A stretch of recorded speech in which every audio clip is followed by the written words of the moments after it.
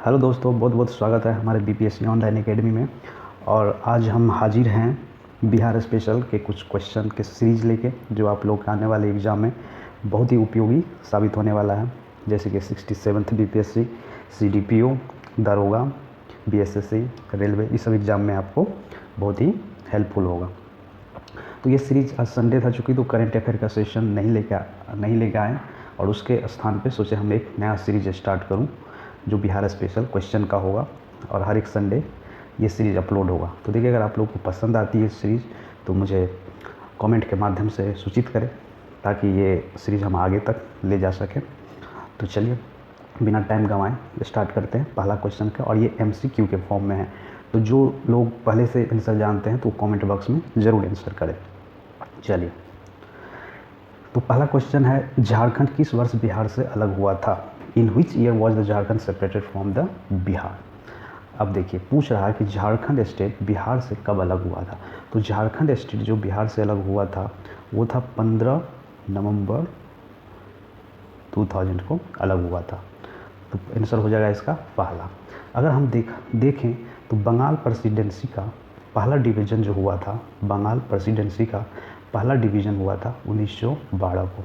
इस डिवीज़न में बिहार प्लस उड़ीसा दोनों साथ अलग हो गए थे बंगाल प्रेसिडेंसी से। फिर 1936 में उड़ीसा अलग हो गए बिहार से, और फिर 2000 में 15 नवंबर 2000 को झारखंड अलग हो गए बिहार से। तो चलिए, पहला क्वेश्चन। अब लेते हैं दूसरा क्वेश्चन की तरफ बढ़ते हैं। चलिए, दूसरा क्वेश्चन है, भारतीय संसद में कितने सांसद बिहार राज्य का प्रतिनिधि करते हैं? मतलब इसका पूछने का अर्थ है बिहार में लोकसभा का सीट कितना है। तो बिहार में लोकसभा का सीट 40 है, मतलब 40 एमपी रिप्रेजेंट करेंगे सेंट्रल में बिहार की तरफ से।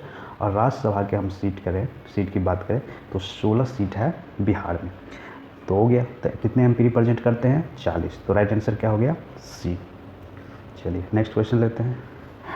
नेक्स्ट क्वेश्चन है, 2011 की जनगणना के अनुसार बिहार साक्षरता के मामले में सबसे नीचे है। 2011 जनगणना के अनुसार साक्षरता का प्रतिशत कितना है बिहार में? तो बिहार में अगर साक्षरता के प्रतिशत की हम लोग बात करें तो साक्षरता का प्रतिशत है यहाँ पे 63.8% लोग यहाँ पे पढ़े लिखे हो, चाहे मेल हो या फीमेल हो, दोनों मिला के। अगर पर्सनली हम मेल की बात करें तो यहाँ पे मेल 73.39% पढ़े लिखे हैं। अगर फीमेल की बात करें तो फीमेल पढ़े लिखे हुए हैं 53.33%। तो ये साक्षरता लिटरेसी रेट है बिहार का। चलिए नेक्स्ट क्वेश्चन लेते हैं। और ये सब जितने डेटा वाला क्वेश्चन है तो प्लीज़ आप लोग एक बार क्रॉस चेक कर लीजिएगा, हो सकता है कहीं मिस कर जाए, तो प्लीज़ क्रॉस चेक कर लीजिएगा। चलिए नेक्स्ट क्वेश्चन लेते हैं। नेक्स्ट क्वेश्चन है, निम्नलिखित में से किसे मैथिली कवि कोकिल या मैथिली के कवि कोयल के रूप में जाना जाता है? Who of the following is known as the Maithili Kavi Kokil और पोइट कुकू ऑफ मैथिली? तो ये जो कवि है ये विद्यापति जी हो जाएंगे। और ये विद्यापति के आप देखिए, तो विद्यापति के बारे में हम लोग जानते हैं, विद्यापति मधुबनी डिस्ट्रिक्ट के बिस्फी गांव में इनका जन्म स्थान है। तो ये कौन हो गया आंसर? विद्यापति। मैथिली कवि कोयल के बारे में, मतलब कोयल किसको बोला जाता है? तो ये बोला जाता है विद्यापति को। चलिए नेक्स्ट क्वेश्चन लेते हैं। बिहार में बरौनी रिफाइनरी का निर्माण किसके सहयोग से किया गया? Barauni refinery in Bihar was built in collaboration with. Bihar में अब देखिए, हम लोग जानते हैं बिहार में बरौनी रिफाइनरी है जो बेगूसराय डिस्ट्रिक्ट में है। और ये तेल शोधक कारखाना है, और इसका स्थापना जुलाई 1964 में किया गया था, और ये सोवियत यूनियन के सहयोग से किया गया था। तो आंसर हो गया सोवियत यूनियन, सी। ठीक है, चलिए नेक्स्ट क्वेश्चन लेते हैं। नेक्स्ट क्वेश्चन है, खुदा बख्श ओरिएंटल पुस्तकालय किस शहर में स्थित है? इन विच सिटी द खुदा बख्श ओरिएंटल लाइब्रेरी लोकेटेड? तो ये सब जानते हैं कहाँ पे? पटना में है, अशोक राजपथ पे। अब देखिए, इसका गठन कब हुआ था, इसका स्थापना कब हुआ था? ये 29 अक्टूबर 1891 में खुदा बख्श लाइब्रेरी का स्थापना किया गया था पटना में। चलिए नेक्स्ट लेते हैं।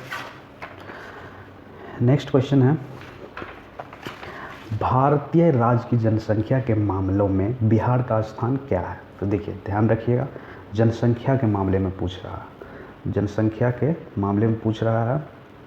एक सेकेंड, सॉरी चलिए, तो जनसंख्या पॉपुलेशन के मामले में पूछ रहा है what is the rank of Bihar in terms of population. तो देखिए जब पॉपुलेशन की हम लोग बात करें तो बिहार का तीसरा स्थान आ जाता है, थर्ड रैंक आ जाता है बिहार का। तो आंसर क्या हो जाएगा? थर्ड। अब अगर हम डेंसिटी की बात करें तो फर्स्ट प्लेस पे आ जाता है डेंसिटी के, मतलब एक किलोमीटर स्क्वायर किलोमीटर में कितने लोग रहते हैं। तो उसके अगर उसके अकॉर्डिंग देखें तो बिहार का प्लेस हो जाता है 1। तो लगभग 1 किलोमीटर स्क्वायर मीटर में लगभग 1106 लोग रहते हैं। तो डेंसिटी के मामले में देखें तो बिहार का पहला स्थान है। अगर पॉपुलेशन के अकॉर्डिंग देखें तो ये तीसरा स्थान है। अगर हम एरिया वाइज देखें तो तेलंगाना बनने के बाद ये 13वां राज्य है एरिया के अकॉर्डिंग। चलिए नेक्स्ट क्वेश्चन लेते हैं। नेक्स्ट क्वेश्चन है सासाराम में किस ऐतिहासिक शासक का मकबरा है? The Tom of which historical ruler located in Sasaram. तो किस ऐतिहासिक रूलर का टॉम जो है कहाँ पे है? सासाराम में। तो ये हो जाएगा शेरशाह सूरी। शेरशाह सूरी का टॉम कहाँ है? तो ये सासाराम में। चलिए नेक्स्ट क्वेश्चन लेते हैं।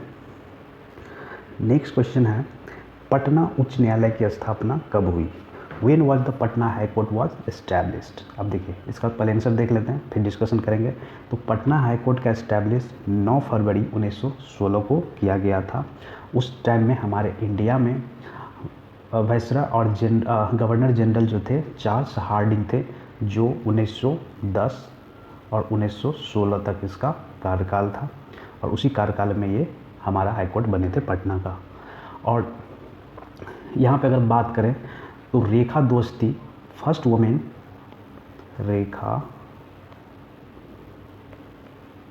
दोस्ती फर्स्ट चीफ जस्टिस थे पटना हाई कोर्ट के। और अभी करेंट में जो चीफ जस्टिस है Sanjay Karol, current chief justice of the Patna high court. अब एक और देख लेते हैं इन्फॉर्मेशन हम लोग यहाँ पे। एक इन्फॉर्मेशन ये है कि आर्टिकल 214 क्या कहता है? अनुच्छेद 214 कि हर एक राज्य में एक हाई कोर्ट का व्यवस्था किया जाएगा। लेकिन कई बार और कुछ ऐसा आर्टिकल है जो कहता है कि एक हाई कोर्ट में एक से अधिक राज्यों का होने का भी प्रावधान किया गया, तो वो बाद में हम लोग देखेंगे। तो according to article 214 establish of a high court in each states, ठीक है। और अभी तक टोटल हाई कोर्ट जो हमारे इंडिया में है 24 पहले से था, और अभी हाल में एक आंध्र प्रदेश का अभी स्टार्ट हुआ। तो टोटल मिलके कितने हो गए? 24 + 1 25 हाई कोर्ट है हमारे अभी इंडिया में, ठीक है। तो पटना उच्च न्यायालय का, पटना हाई कोर्ट का कब इस्टेब्लिश हुआ था? पटना हाई कोर्ट का इस्टेब्लिश हुआ था 9 फरवरी 1916, याद रखिए। चलिए नेक्स्ट क्वेश्चन है बिहार में गोरैया दिवस कब मनाया जाता है? When is aspiro day celebrated in Bihar? Aspiro day कब मनाते हैं हम लोग बिहार में? तो ये मनाते हैं एस्पायरो डे 20 मार्च को मनाते हैं एस्पायरो डे। और ये बिहार का स्टेट वर्ड के रूप में 2013 में इसको कंसीडर किया गया था सुशील कुमार मोदी द्वारा। और इस दिन हम लोग rise awareness about the protect the sparrow, तो इस दिन हम ये अवेयरनेस फैलाते हैं लोगों में। और वर्ल्ड स्पैरो डे भी हम लोग इसी दिन मनाते हैं 20 मार्च को। और यहाँ पे है 22 मार्च, इस दिन बिहार देश दिवस हम लोग मनाते हैं।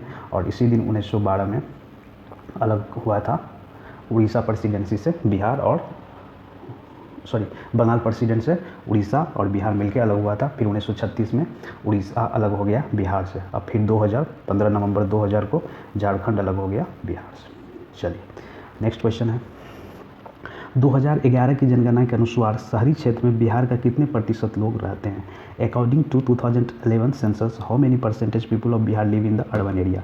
कहा गया 2011 के जो सेंसस है अगर उसकी हम बात करें तो कितने लोग शहरी क्षेत्र में रहते हैं, अर्बन एरिया में रहते हैं? तो वो है 11.3% लोग जो है कहाँ पे रहते हैं? अर्बन एरिया में रहते हैं। और अगर हम रूरल एरिया की बात करें तो कितना? 88.7% लोग रहते हैं रूरल एरिया में। और अगर ये हम इंडिया की बात करें तो इंडिया में कितने अर्बन पॉपुलेशन है? तो अप्रॉक्स 33% अर्बन पॉपुलेशन है हमारे इंडिया में। तो अगर हम बात करें तो अराउंड 67% रूरल पॉपुलेशन है हमारे इंडिया में। तो याद रखिएगा 2011 की जनगणना के अनुसार शहरी क्षेत्र में कितनी जनसंख्या है? 11.3%। चलिए नेक्स्ट क्वेश्चन लेते हैं। नेक्स्ट क्वेश्चन है, निम्नलिखित में से बिहार की पहली सिंचाई परियोजना कौन सी है? अब देखिए, सबसे पहली सिंचाई परियोजना की बात करें तो इसका आंसर हो जाएगा सोन परियोजना सबसे पुरानी परियोजना है हमारे बिहार की। विच of the following is the first irrigation project in Bihar? तो ये सोन हो जाएगा। अब देखिए, सोन के बारे में हम लोग को जानते हैं, सोन रिवर अमरकंटक प्लेटू से निकलता है, एमपी से, और ये गंगा रिवर का क्या है? ट्रिब्यूटरी है, मतलब दूसरा सबसे बड़ा ट्रिब्यूटरी यमुना के बाद। और ये डैम जो बना था 1873-74 के आसपास बना था, इंद्रपुरी बैरेज नाम करके वहाँ जगह है, वहीं पे ये बना था। तो ये बिहार का सबसे पुरानी सिंचाई परियोजना है सोन परियोजना, जो साउथ बिहार में है, रोहतक या ऐसे कुछ डिस्ट्रिक्ट है वहाँ पे, सॉरी रोहतास डिस्ट्रिक्ट में। ठीक है, चलिए नेक्स्ट क्वेश्चन लेते हैं। डॉक्टर राजेंद्र प्रसाद को किस वर्ष में भारत रत्न पुरस्कार मिला था? In which year doctor Rajendra Prasad got the Bharat Ratna award? अब देखिए, भारत रत्न अवार्ड डॉक्टर राजेंद्र प्रसाद जो हमारे बिहार के हैं, और ये पहले प्रेसिडेंट है हमारे बिहार के, सॉरी इंडिया के प्रेसिडेंट है, जो कब 1950 से लेके 1962 तक रहे थे, 1950-1962 तक रहे थे, और 1962 में ही उसको भारत रत्न अवार्ड मिले थे। और इसकी वाइफ का नाम राजवंशी देवी थे इनकी वाइफ का नाम, और ये सिवान डिस्ट्रिक्ट के रहने वाले थे बिहार में। और अगर हम भारत रत्न की बात करें तो भारत रत्न अवार्ड 1954 में स्टार्ट किया गया था, और इस टाइम 3 आदमी को दिया गया था। पहला आदमी थे एस राधाकृष्ण, दूसरा आदमी थे सीवी रमन, और तीसरा आदमी थे सी राजगोपालचारी। ठीक है, चलिए नेक्स्ट क्वेश्चन लेते हैं। नेक्स्ट क्वेश्चन है आपका, नालंदा महावीरा को यूनेस्को द्वारा विश्व धरोहर स्थल के रूप में कब मान्यता मिली? when was the Nalanda Mahavira considered as the world heritage site by UNESCO? मतलब यूनेस्को के द्वारा नालंदा महावीरा को कब कंसिडर किया गया था वर्ल्ड हेरिटेज साइट में? तो ये है 2016 में किया गया था। और एक महाबोधि टेम्पल है जो गया में, जिसको 2002 में कंसिडर किया गया था महाबोधि टेम्पल को। ठीक है, अब देखिए थोड़ा यूनेस्को के बारे में हम लोग जान लेते हैं। यूनेस्को क्या है? यूनेस्को का फुल फॉर्म होता है United Nation Education Scientific Cultural Organization, जिसका हेड क्वार्टर है पेरिस, फ्रांस। ठीक है, चलिए नेक्स्ट क्वेश्चन लेते हैं।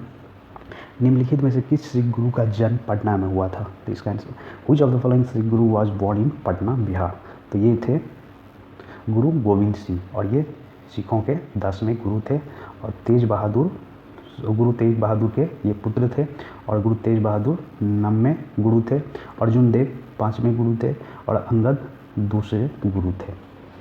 और इसका जन्म जो हुआ था वो 1666 में हुआ था पटना में, पटना साहिब में, जो भी पटना के नाम से हम लोग जानते हैं।